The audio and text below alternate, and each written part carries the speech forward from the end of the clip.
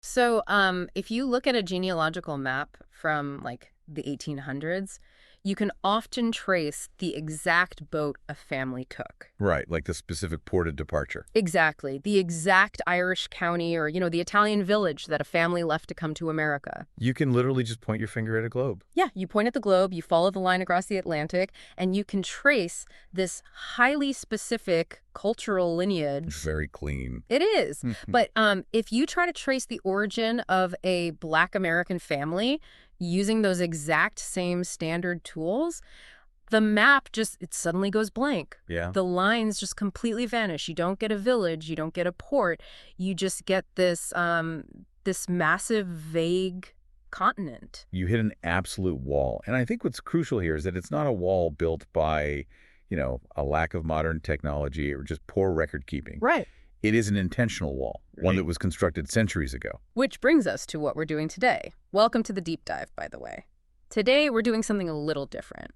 We are pulling apart a phrase that frequently surfaces in American discourse. A very loaded phrase. Incredibly loaded. One that carries just an immense amount of emotional and historical and obviously political weight.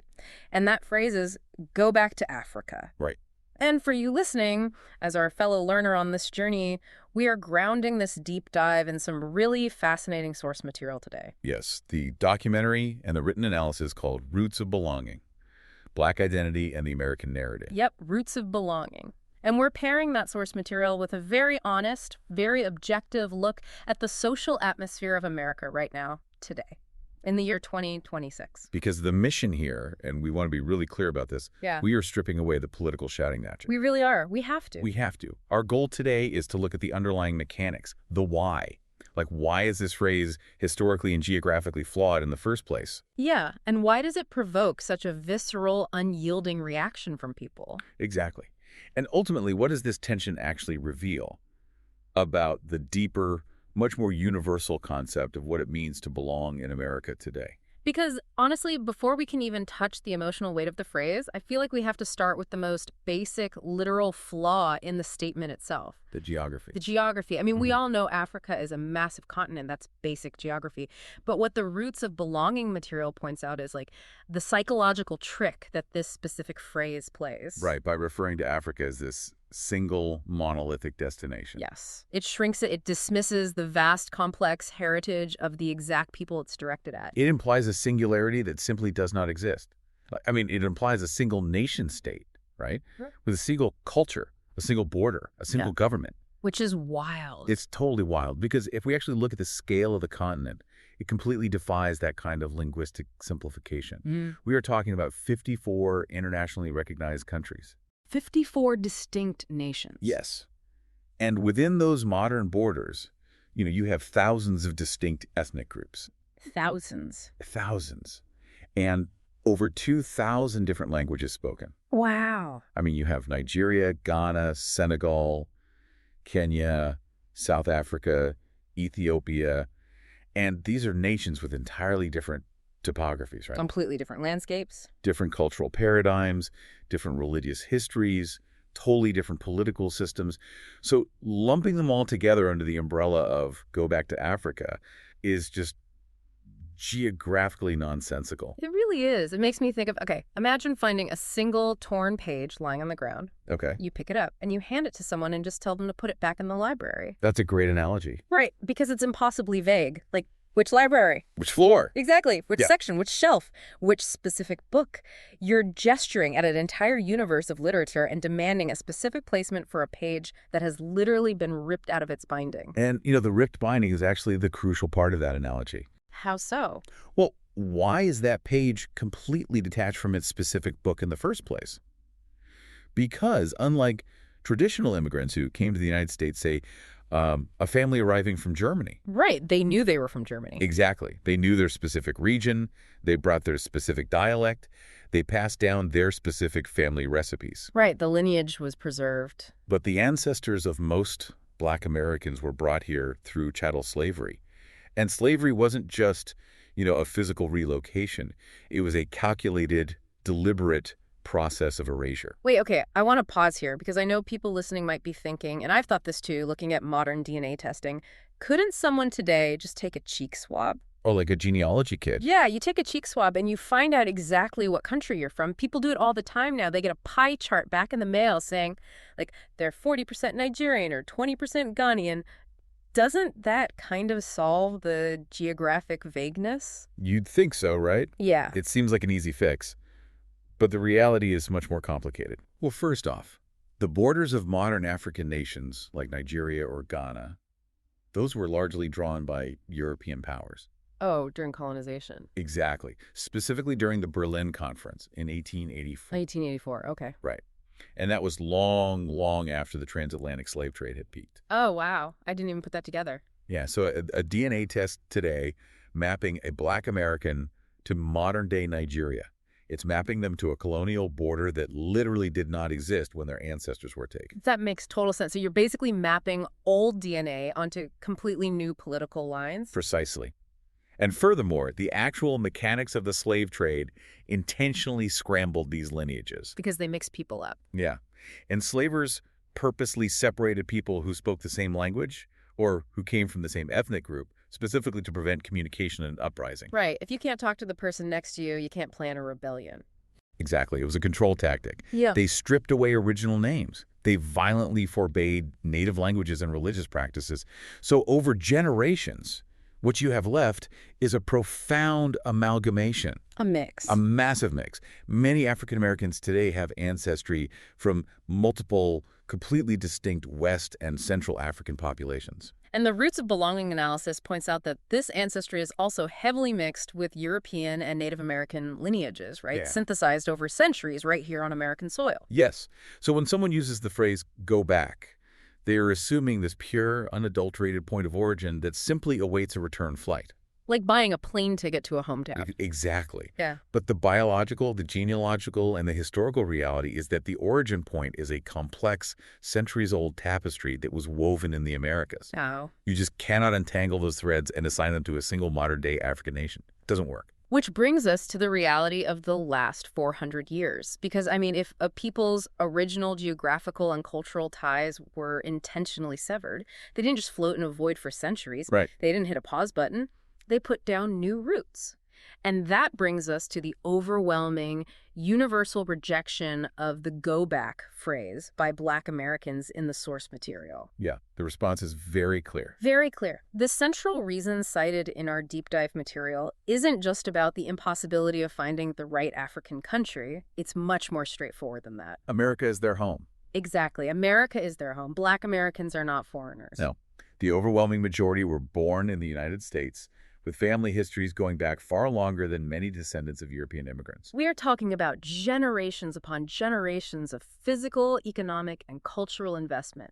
The material outlines the sheer volume of this contribution, and it's staggering. It really is. Ancestors literally built the foundational infrastructure of much of the early American economy through enslaved labor. We're talking about clearing the land, planting the cash crops that built the early national wealth. Cotton, tobacco. Exactly. And physically constructing major national landmarks, the White House, the Capitol building. And then, crucially, the investment didn't stop at emancipation. No, that is a vital point to unpack. The investment continued through generations of work as free citizens. I mean, Black Americans have fought in every single major American war. Every single war. From the Revolutionary War to the present day. They've paid taxes, they've built communities, created businesses, they've shaped the global dominance of American culture, music, science, politics, and industry. So if you think about the common response noted in the analysis, the quote, "Why should I leave? My family has been here for hundreds of years," it's a really profound statement of ownership. It's claiming their space. Yes. Because think about it. If you physically built the house, and if you fought to defend the house from outsiders, and if your labor literally paid for the house, Right.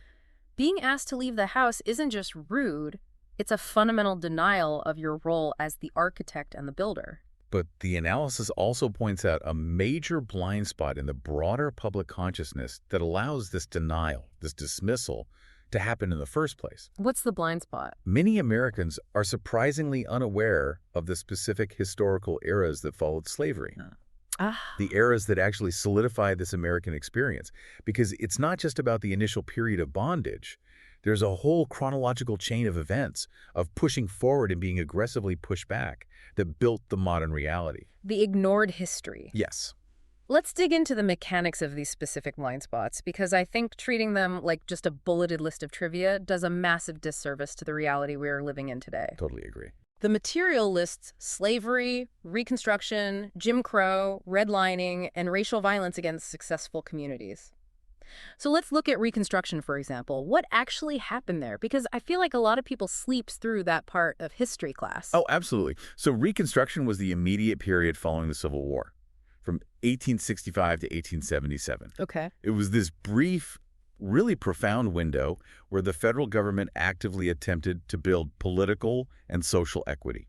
Like, genuinely tried. Yes, you actually saw the first black senators and representatives elected to Congress during this time. Wow, right after the war. Right after the war, you saw the establishment of public school systems in the South.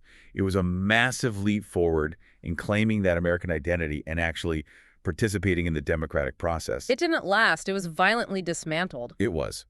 When federal troops were eventually withdrawn from the South, that brief window of equity was slammed shut. And that ushered in the Jim Crow era. And Jim Crow wasn't just like separate drinking fountains, right? Which is kind of the sanitized visual we always get in grade school. Right, the black and white photos of the water fountains, that's just the surface. Jim Crow was an intense, systemic, legal framework. Illegal, meaning it was the law? It was the law. Yeah. And it was designed specifically to strip away the political power and the economic independence that had just been gained during Reconstruction. It was the enforcement of second-class citizenship through local laws and, frankly, sanctioned terror. And that leads directly into the economic mechanisms of the 20th century. Things like redlining, which is a term that gets thrown around a lot now, but understanding how it actually worked is crucial to understanding modern America. Absolutely crucial. Redlining was a literal, geographic, and financial mechanism of wealth denial. Wealth denial. Yes. So in the 1930s, the federal government created maps of major cities to determine the risk of issuing federally backed mortgages. Okay, so the government is making maps to see where they should guarantee home loans. Right.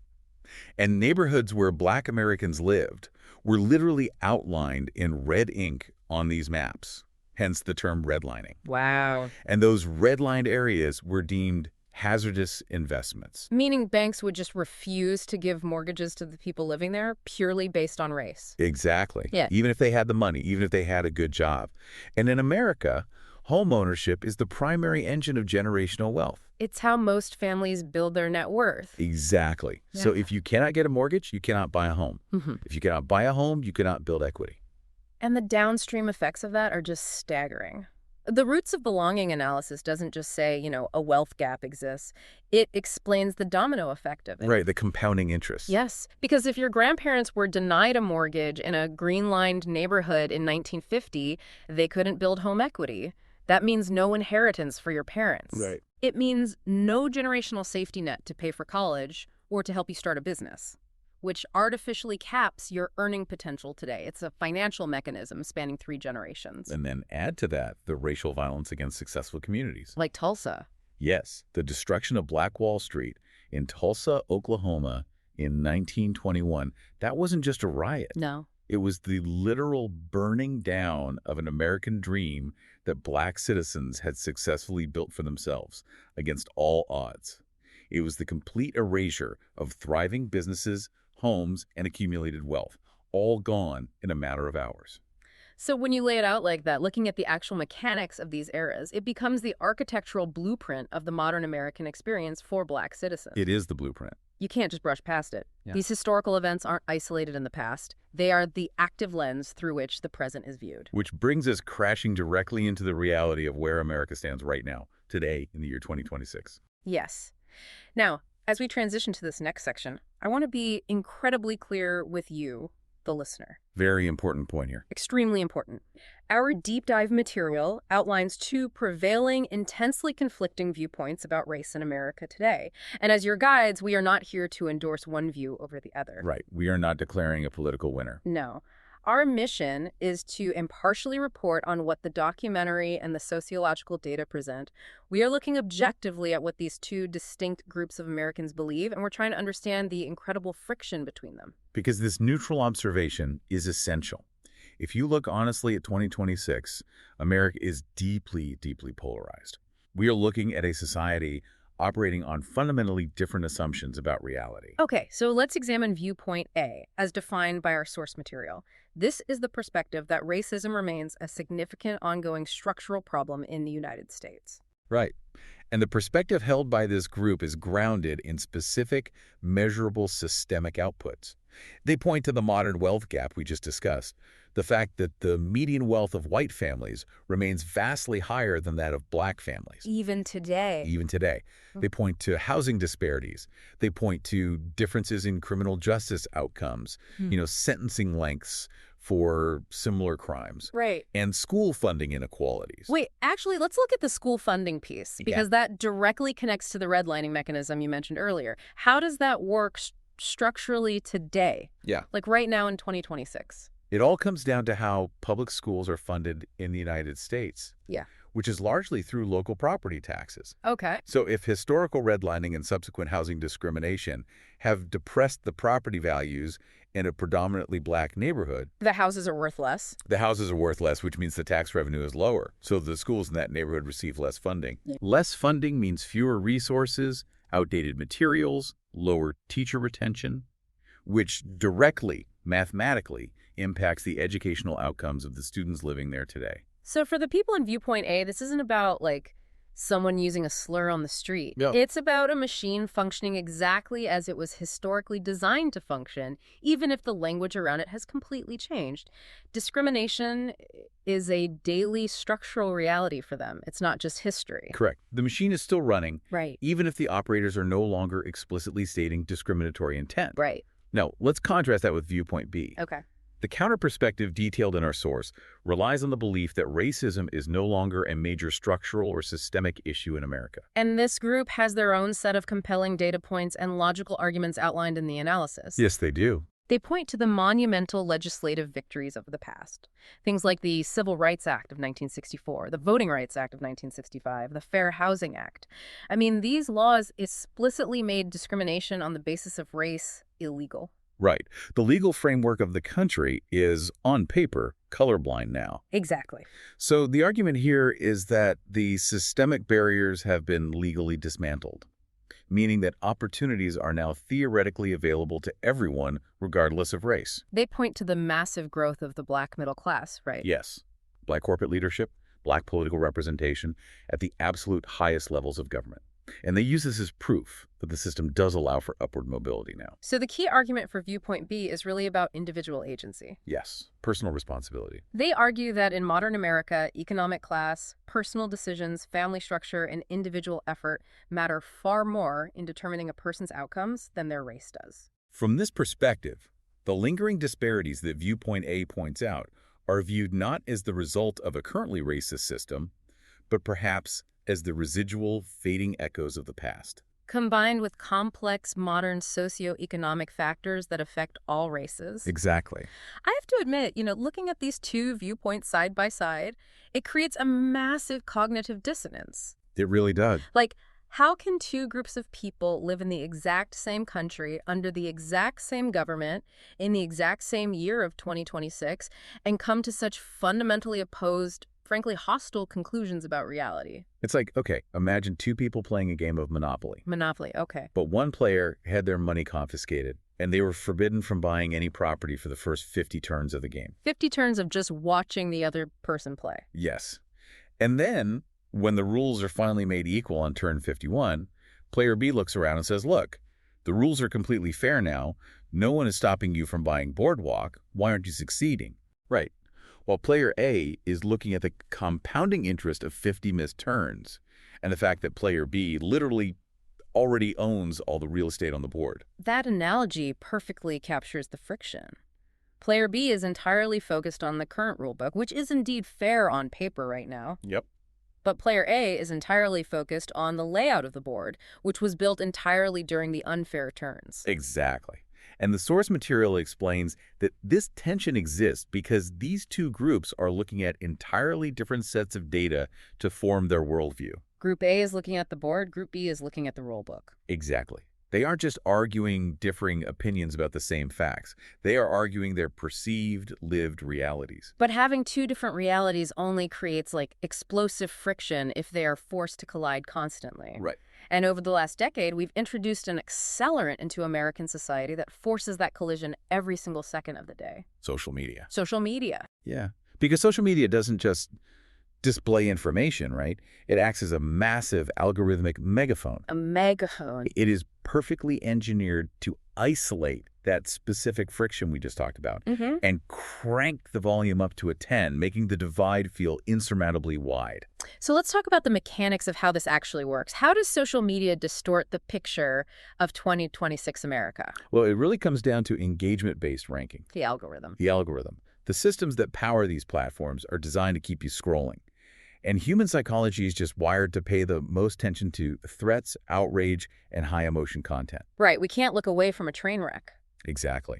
So the platform actively amplifies specific inflammatory elements of our society. It amplifies viral videos of racist incidents. It amplifies aggressive anti-racist activism. It amplifies the political tribalism. And identity-based conflicts. It takes the most extreme fringes of viewpoint A and the extreme fringes of viewpoint B, and it presents them as the mainstream norm to the other side. It's like an incredibly powerful, distorted microscope. Oh, that's a good way to put it. Right. Imagine you're looking at a slide.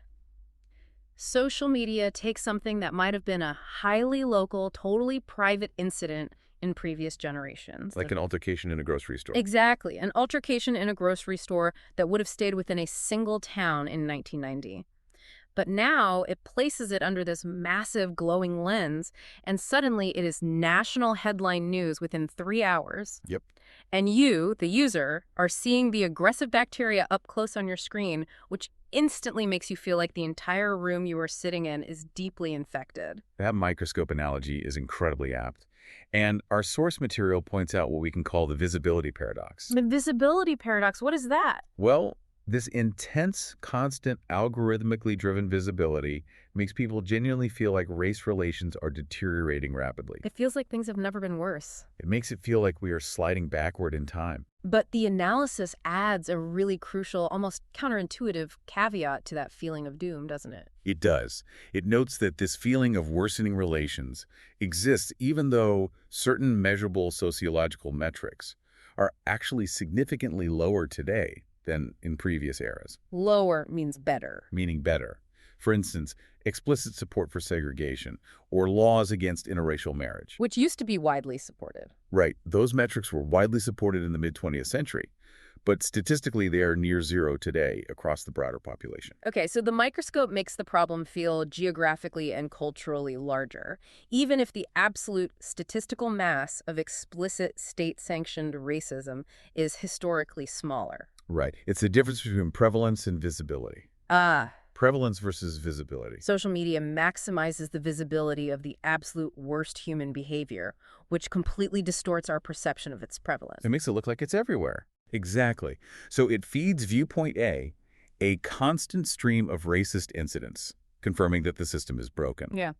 And it feeds viewpoint B a constant stream of extreme activism or out-of-context clips, confirming that the other side is unreasonable. And this hyper-amplified environment is incredibly dangerous because it destroys the one tool we really need to navigate this. Nuance. The material is very explicit in warning us against losing our critical thinking in this environment. It actually details specific rhetorical and emotional traps that we have to actively avoid if we are going to understand the true landscape of America today. It demands that we hold multiple complex truths at the exact same time. Like what? Well, for instance, recognizing that the Black American experience is not a monolith. Right. You cannot flatten millions of people into a single uniform identity. There are wildly different political views, different economic backgrounds, different cultural values, and completely different lived experiences within the Black community. Just as it explicitly notes that not every white American shares racist views. Right. And that not every single disagreement about public policy or economics in this country is secretly motivated by racial animus. Exactly. In a world of information overload and algorithmic outrage, the analysis is asking us to step back, To put down the microscope. Put down the microscope, step away from the feed, and look at the actual messy complexity of human interaction. It's asking us to remember that people are complex individuals. They're not just flat avatars representing their racial or political demographics in an online culture war. So let's take a collective breath here. Yeah. If we do what the deep dive asks, if we strip away the algorithmic social media noise, if we correct the geographic inaccuracies about Africa being a single country, and if we bypass the knee-jerk political tribalism, what are we actually left with? We are left with the raw, beating heart of this entire discussion. We're left with the core reason why the specific phrase, "go back to Africa," hurt so deeply, regardless of who it is directed at. And according to the psychological analysis in our source, it really isn't about travel at all. It's not about geography. Not in the slightest. And this brings us to the thematic climax of everything we've explored today. The deeper issue isn't about a continent. It is about the fundamental human need for belonging. Belonging. Belonging. The sociological analysis reveals that when many Black Americans hear the phrase, "go back to Africa," the actual translated message they receive isn't a suggestion of relocation. No. The message they hear loud and clear is, "you do not belong here." It's a message of total alienation. It is the ultimate expression of a long legacy of exclusion. It's a psychological exile. It says, despite your birth, despite your ancestors, despite your labor, you are an outsider. Reflecting on this, it completely recontextualizes the typical response we talked about earlier. The defense of the home. Exactly.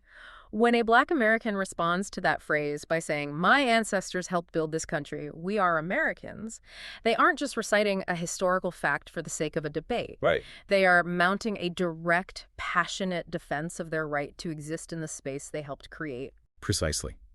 It is a defense of their foundational identity. It is a refusal to be written out of the story of the nation. And it explains why the phrase provokes such a visceral, intense reaction across the board. The material notes this reaction happens regardless of a person's specific political affiliation or economic class, right? Absolutely. Left, right, center, wealthy, working class. It does not matter. The attack is aimed directly at the root of their American identity, so the defense is universal and absolute. If we synthesize all the elements we've unpacked today, the geography, the history, the modern polarization, the algorithmic amplification, the narrative becomes incredibly clear. It does. The debate over the phrase "go back to Africa" is ultimately a proxy debate about who gets recognized as fully, undeniably American. It ties everything together. It ties back to the intentional erasure of specific origins during slavery. I mean, if you strip away someone's past and then deny their present, you are attempting to erase them entirely. You're removing them from the narrative. Yes. It ties back to the centuries of foundational building and sweat equity. It is a struggle for recognition. It is a demand to be seen not as a permanent guest, not as a perpetual immigrant, and not as an outsider who can be deported on a whim, but as an integral, load-bearing pillar in the architecture of the American project. Wow. Okay. We have covered a massive amount of conceptual and historical ground today. We really have. For you listening, let's briefly recap the journey we just took together. We started by debunking a massive geographical and historical myth, establishing the staggering vastness of the 54 countries in Africa, and looking at the tragic, intentional erasure of specific lineages caused by the mechanics of chattel slavery. From there, we honored the centuries of profound, tangible contributions made by Black Americans, the sweat, the blood, the economic drivers, and the cultural brilliance that quite literally built the American house, both during slavery and in the long, complex century and a half that followed. We then navigated the incredibly complex, deeply polarized reality of 2026 America. We looked impartially at two conflicting viewpoints, using the Monopoly board analogy to understand how Americans are essentially looking at entirely different realities, the historical layout of the board versus the modern rulebook to form their conclusions. And we examined how the social media microscope acts as an accelerant, amplifying our worst tribal instincts, distorting prevalence with hypervisibility, and making the vital need for critical thinking and nuance more urgent than ever before. All of which led us to the core truth of our deep dive. The phrase, "go back to Africa," is a weaponization of belonging. It is a denial of a profound, centuries-long American identity. It is, at its core, a conversation about who society recognizes as us. Which leaves us with a final, lingering thought, something for you, the learner, to mull over as you go about your day, as you scroll through your feeds, and as you interact with the people in your community. A question to reflect on. Yes. If we understand that true belonging goes far beyond where you or your ancestors were born, if we understand that belonging is really about who society chooses to recognize as fully American, how do we, in our daily lives, consciously or unconsciously grant or deny that recognition to the people we share this country with? The choices we make in our language and our assumptions build the reality we all have to live in. A profound question to take with you. Thank you for joining us on this deep dive into the roots of belonging. Keep questioning, keep pushing past the surface level, and as always, keep seeking the deeper story.